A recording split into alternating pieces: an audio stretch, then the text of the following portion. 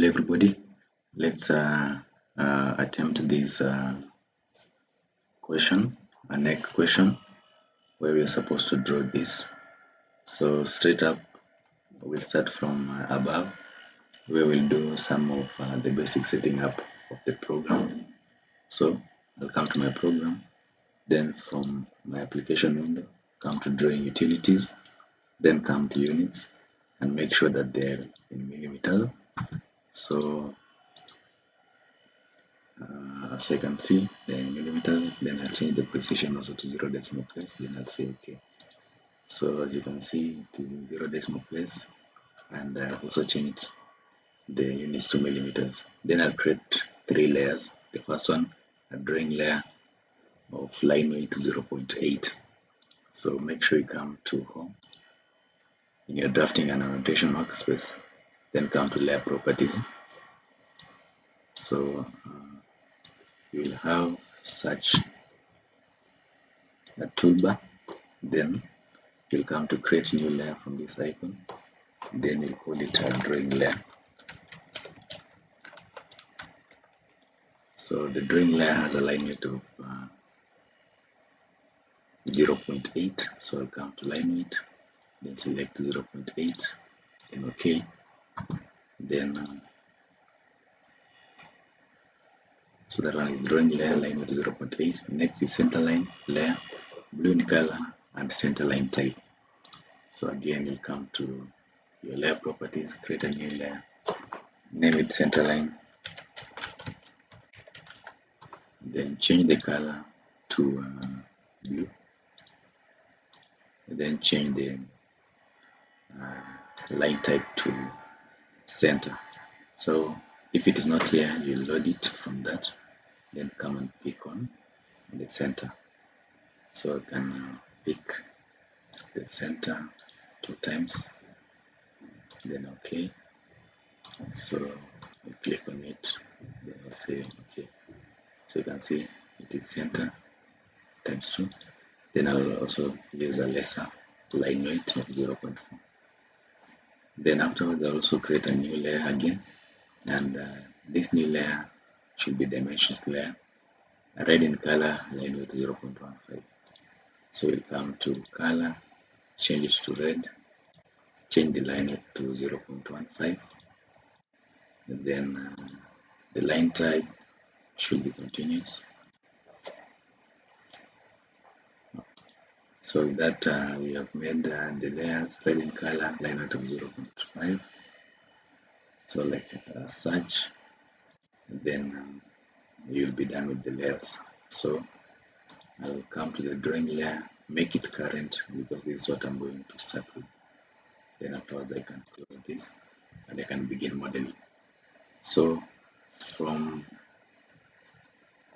the diagram, you can see that this tray has an overall length of 320, but you realize that the width has not been given, so we'll have to assume that.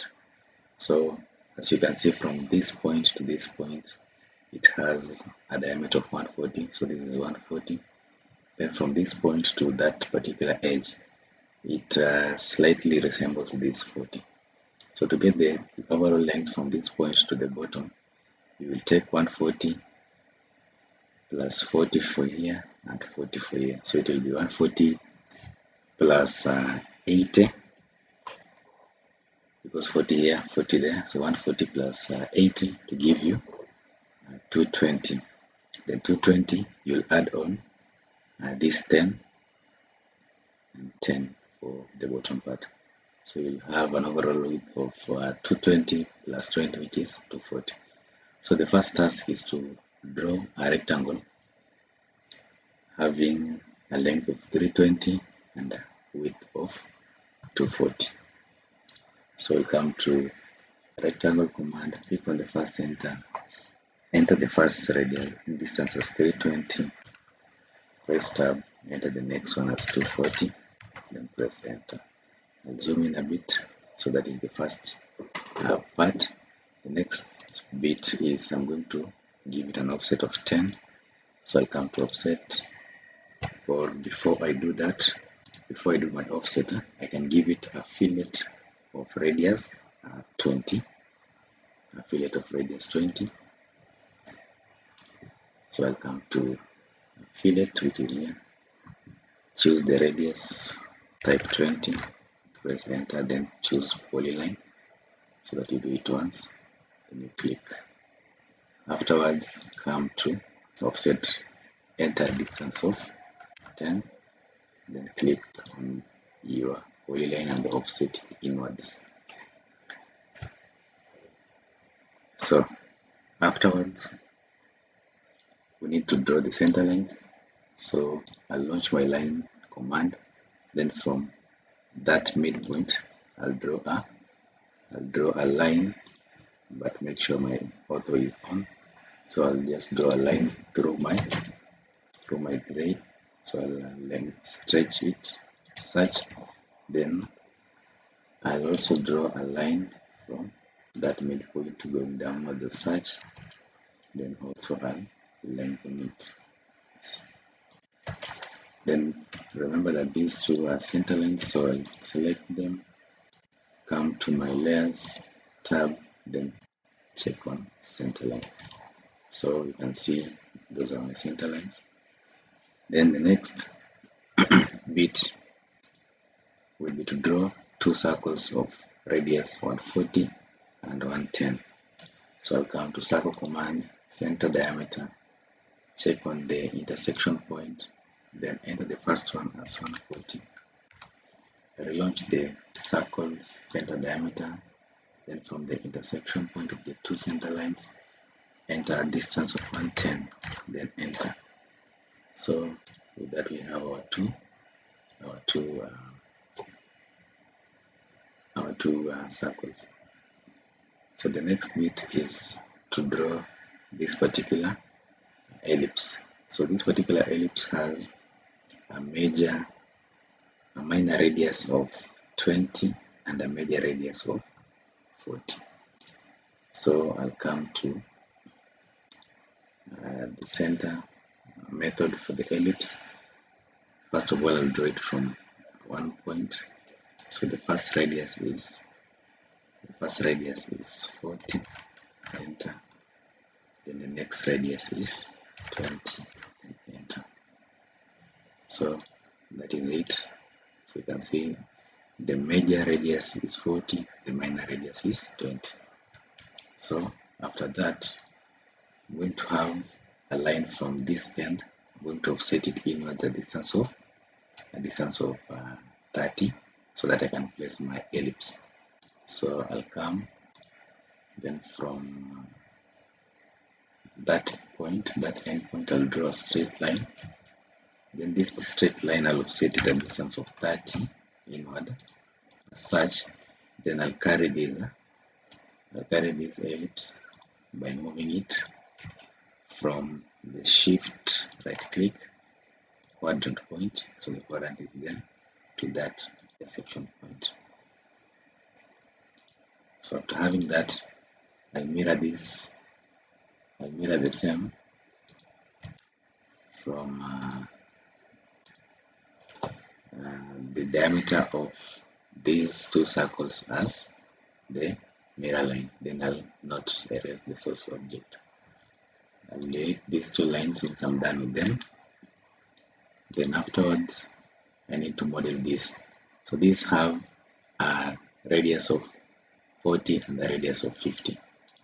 So I'll come to my circle, center radius, from that particular tip, a radius of 50, relaunch it again, then enter a radius of 40, then enter. Next I'll trim this point, this point, and this point. Then I'll delete the remaining bit as such. So afterwards I'll mirror this again to the opposite side. So I'll come to mirror, select the two curves, select the first point of my diameter and the second point of my diameter as the mirror line. Then I'll not erase the source object. So After that, I need to shade these two ellipses and the inner annular part. So I'll come to hatch, I'll select the pattern, then I'll hatch those internal points as such, then I'll hatch this internal point as well, then I'll press enter. So there you have it. The only thing that will remain is to put the dimensions. So for instance, to put the dimension, just come to Annotate tab, then choose the dimension that you wish to put. For example, the linear dimension between or showing that particular offset as such.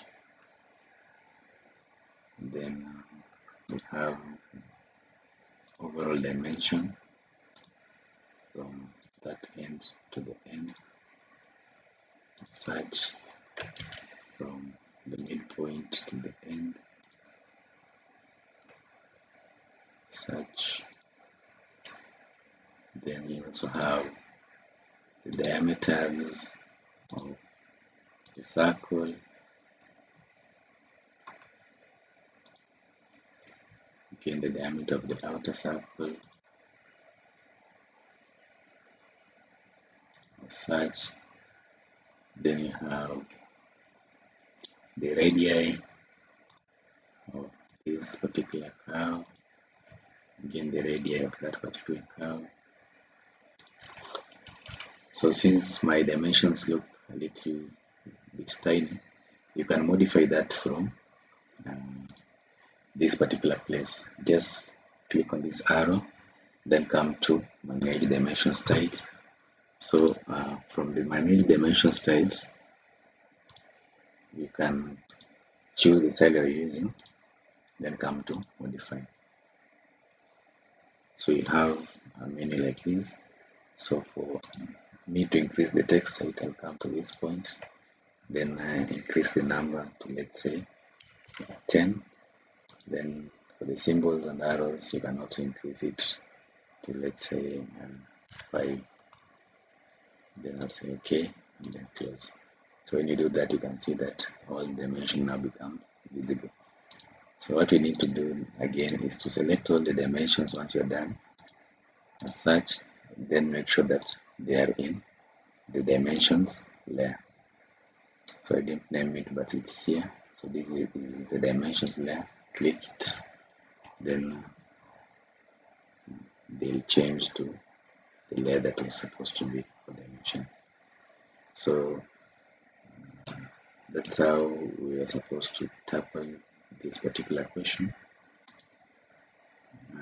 Thank you for watching. Let's meet in the next exercise.